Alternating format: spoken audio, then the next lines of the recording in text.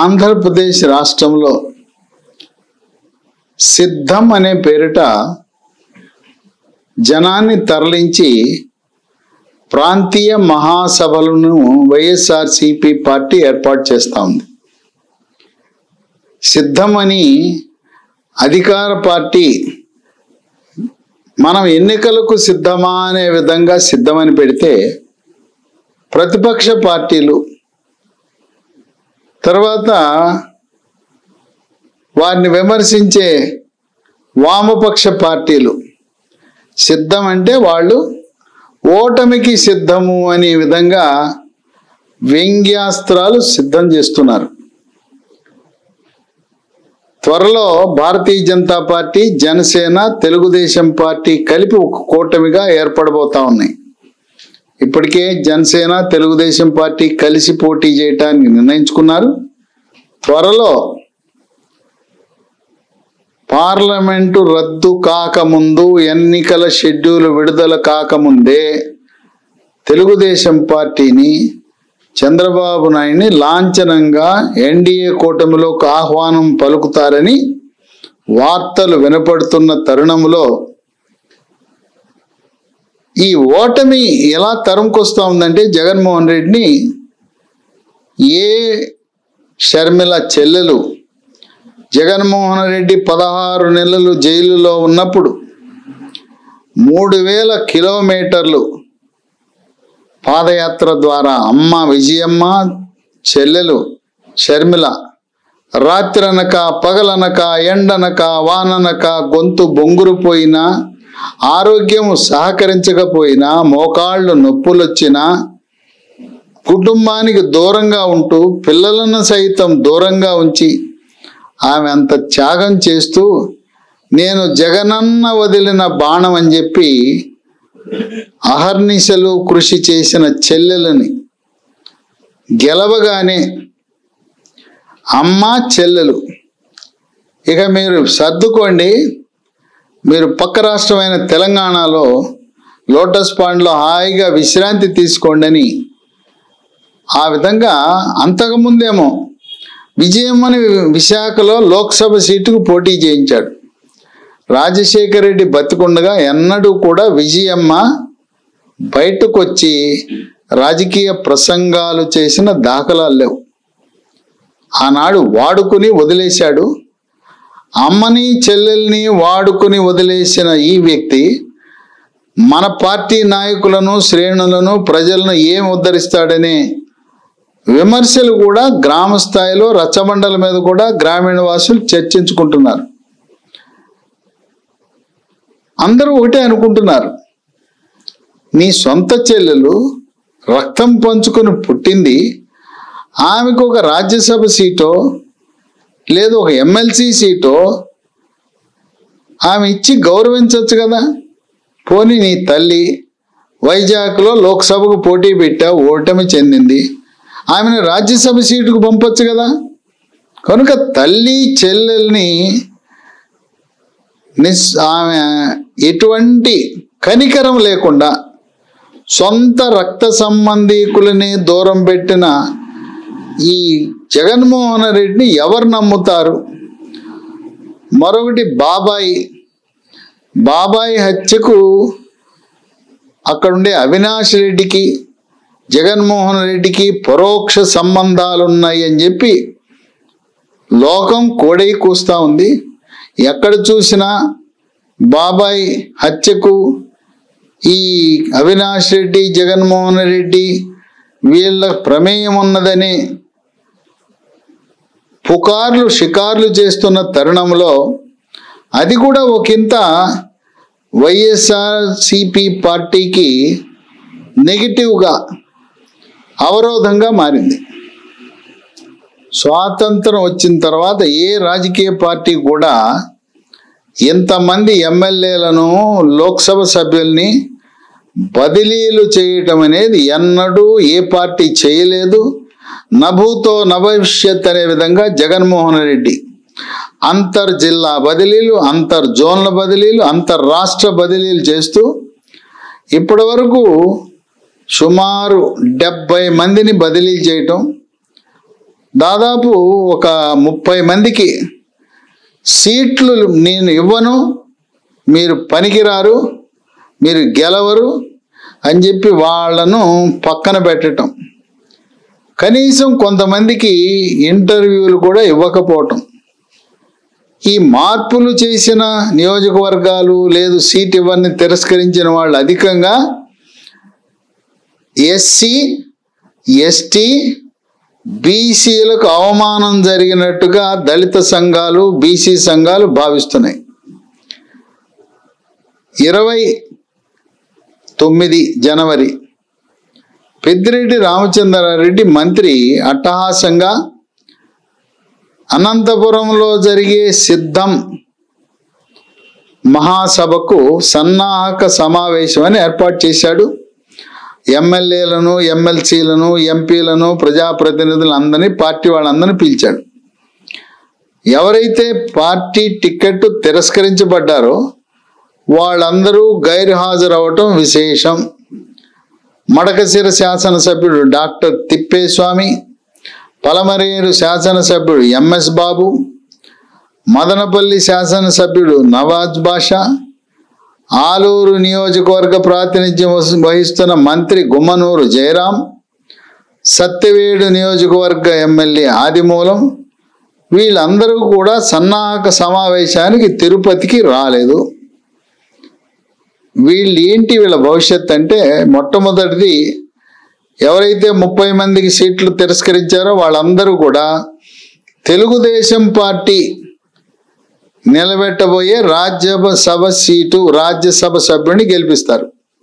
అంటే మొదటి దెబ్బ వైఎస్ఆర్సీపీ పార్టీకి దక్కవలసిన 3 రాజ్యసభ సీట్లలో 1 కోల్పోయి 1 చంద్రబాబు నాయుడు తెలుగుదేశం పార్టీ కైవసం చేసుకోబోతా ఉంది. దానికి ఎవరైతే ఎమ్మెల్యే సీట్లు తిరస్కరించారో వాళ్ళందరూ కూడా బయటపడకుండా గోప్యంగా, ఇది రహస్య బ్యాలెట్, చేతులెత్తడం కాదు, రహస్య బ్యాలెట్ ద్వారా ఎవరు ఎక్కడ ఓటేశారో కూడా తెలియదు. ఆ విధంగా తెలుగుదేశం రాజ్యసభ సీటు గెలవటం తథ్యం.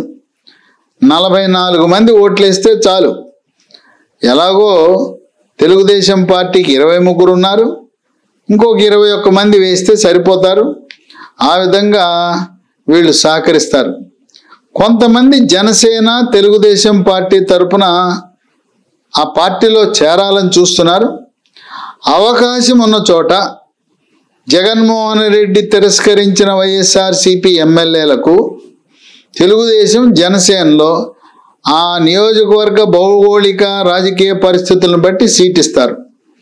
లేదా మీరు పార్టీలో చేరండి, మీకు రాబోయే శాసన మండలి, జిల్లా పరిషత్తు, కార్పొరేషన్లు ఆ విధంగా అవకాశం కల్పిస్తామని ఈ తిరస్కరించబడిన వైఎస్ఆర్సీపీ ఎమ్మెల్యేలు, ఎంపీలు కొంతమంది తెలుగుదేశం, జనసేన పార్టీలో చేరే అవకాశాలు కనపడుతున్నాయి.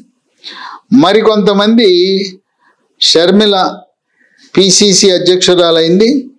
ఇప్పటికీ ఆళ్ల రామకృష్ణారెడ్డి మంగళగిరి ఎమ్మెల్యే, కాపు రామచంద్రారెడ్డి రాయదుర్గం ఎమ్మెల్యే, వీళ్ళు ఇప్పటికే కాంగ్రెస్ పార్టీ కండువా కప్పుకున్నారు. ఆ విధంగా కొంతమంది కాంగ్రెస్ పార్టీలో చేరి కాంగ్రెస్ పార్టీ తరపున పోటీ చేసే అవకాశాలు కనపడుతున్నాయి. విశేషం ఏంటంటే అందరూ వాపోయేది, ఎంఎస్ బాబు పలమనేరు ఎమ్మెల్యే బహిరంగంగా పత్రికాముఖంగా అన్నాడు, మీరు పనికిరారు అంటున్నారు, మీరు అందరూ దళితులు ప్రాతినిధ్యం వహించే నియోజకవర్గాల వారిని, అలాగే బీసీలు ప్రాతినిధ్యం వహిస్తున్న ఎమ్మెల్యేలకు ఉన్న వారిని తొలగించారు, మీరు అగ్రవర్ణాల వారిని ఎవరిని కూడా అంటుకోలేదు. ఈ చిత్తూరు జిల్లాలో ఇక్కడ ఉండే సత్యవేడు, పలమనేరు, గంగాధర నెల్లూరు 3 దళితులు, ఈ నియోజకవర్గాల్లో మీరు పనికిరారంటున్నారు. ఈ విధంగా దళితులకు మీరు తీరని అన్యాయం చేస్తున్నారు, అవమానం చేస్తున్నారని ఆయన బహిరంగంగానే చెప్పడం జరిగింది. 2019 ఎన్నికల్లో రాయలసీమ 4 జిల్లాల్లో, కర్నూలులో 14 సీట్లు, అలాగే కడపలో 10 సీట్లు, 22 సీట్లు కూడా వైఎస్ఆర్సీపీ కైవసం చేసుకున్నది. చిత్తూరులో ఉండే 14లో కేవలం 1 సీటు మాత్రం తెలుగుదేశం గెలిచింది. అనంతపురం జిల్లాలో 14 ఉంటే 2 సీట్లు తెలుగుదేశం గెలిచింది. ఉరవకొండలో పయ్యావుల కేశవ్, హిందూపురంలో బాలకృష్ణ. అంటే రాయలసీమలో 52 సీట్లుంటే 49 సీట్లు వైఎస్ఆర్సీపీ పార్టీ గెలుచుకుంది. కడప, కర్నూలులో పూర్తిగా సంపూర్ణంగా ఏకపక్షంగా వైఎస్ఆర్సీపీ పార్టీ గెలిచింది. అలాగే నెల్లూరు జిల్లాలో 10 నియోజకవర్గాలు 10 వైఎస్ఆర్సీపీ గెలిచింది. రాయలసీమలో 52, నెల్లూరు 10 కలిపితే 62 నియోజకవర్గాల్లో తెలుగుదేశం పార్టీ గెలిచింది కేవలం 3. 59 వైఎస్ఆర్సీపీ కైవసం చేసుకుంది. ఆ విధంగా రాయలసీమ, నెల్లూరులో పట్టు కోల్పోవడం ద్వారా తెలుగుదేశం పార్టీ ఓటమి చెందింది. ఇప్పుడు ఓడలు బండ్లు అవుతాయి, బండ్లు ఓడలు అవుతాయి అనే తరుణంలో ఈ రోజున నెల్లూరు జిల్లాలో ఉండే 10 నియోజకవర్గాల్లో 8 నియోజకవర్గాల్లో తెలుగుదేశం, జనసేన, బీజేపీ కూటమి గెలవబోతా ఉంది. రాయలసీమలో ఉండే 52 నియోజకవర్గాల్లో 32 నియోజకవర్గాల్లో తెలుగుదేశం, జనసేన, బీజేపీ జెండా ఎగరేయబోతా ఉన్నాయి. గతంలో వైఎస్ఆర్సీపీ 2019 పార్లమెంట్ ఎన్నికల్లో 22 సీట్లు గెలిచింది. ఇప్పుడు జనసేన, తెలుగుదేశం, బీజేపీ కూటమి 22 సీట్లు గెలిచి కేవలం 3 సీట్లకే వైఎస్ఆర్సీపీ పార్టీని పరిమితం చేసే అవకాశం ఉంది. రాయలసీమలో అక్కడుండే 52 4 జిల్లాల్లో 10 ఈ నెల్లూరులో అక్కడ ఈ వైఎస్ఆర్సీపీ పార్టీని కేవలం 62లో 20కే పరిమితం చేయటం ద్వారా అమరావతి రాజధానిని మార్చాడు, రాజధాని లేని రాష్ట్రం చేశాడని, అనాథ రాష్ట్రం చేశాడని, ఎక్కడ చూసినా ఆంధ్రప్రదేశ్ రాష్ట్రం ట్రేడ్ మార్కు గుంతల రోడ్లు చేశాడని, కృష్ణాలో ఉండే 16, గుంటూరులో ఉండే 17, పశ్చిమ గోదావరిలో ఉండే 15, తూర్పు గోదావరిలో ఉండే 19, ఈ 67 నియోజకవర్గాలలో 2 కానీ 3 కానీ వైఎస్ఆర్సీపీ గెలుస్తుంది. 64 నుంచి 65 సీట్లు కేవలం జనసేన, తెలుగుదేశం పార్టీ, బీజేపీ కైవసం చేసుకునే అవకాశాలు ఉన్నాయి. సర్వేలు తేట తెల్లంగా తెలియజేస్తున్నాయి. అందుకే జగన్మోహన్ రెడ్డి 24 జనవరి తిరుపతిలో ఇండియా టుడే అనే విద్యా సదస్సు నిర్వహించేటప్పుడు ఆయనలో నైరాశ్యం, ఆయనలో ఓడిపోతాననే భావం కలిగి బహిరంగంగానే వెలుబుచ్చాడు. ఈ రోజు నేను దిగిపోవాలన్నా, 56 నెలలు అయింది, దిగిపోవాలన్నా నాకు ఆనందంగా ఉంది, చేసింది చాలు, నాకు ప్రజలు అవకాశం ఇస్తే మళ్ళీ ఇంకోసారి ఉంటాను అని తన నైరాశ్యాన్ని ప్రకటించాడు. ఇదే డైలాగు కేసీఆర్ కూడా ఎన్నికలకు 3 నెలల ముందు ఇదే మాట్లాడాడు. తెలంగాణ ప్రజలు నాకు అవకాశం ఇస్తే మళ్ళీ 3వసారి పరిపాలిస్తా తెలంగాణ రాష్ట్రాన్ని, లేదా ఫార్మ్ హౌస్లో రెస్ట్ తీసుకుంటానన్నాడు. అంటే సర్వేల ద్వారా, ఇంటెలిజెన్స్ నివేదికల ద్వారా అక్కడ కేసీఆర్కి అర్థమైంది 3 నెలల ముందు, ఇక్కడ జగన్మోహన్ రెడ్డి కూడా 3 నెలల ముందు అర్థమయ్యి ఇక మళ్ళీ గెలవటం అసంభవం అని తెలిసి విఫలయత్నం చేస్తూ సిద్ధం అని అంటుంటే ప్రతిపక్షాలును వామపక్షాలు ఓటమి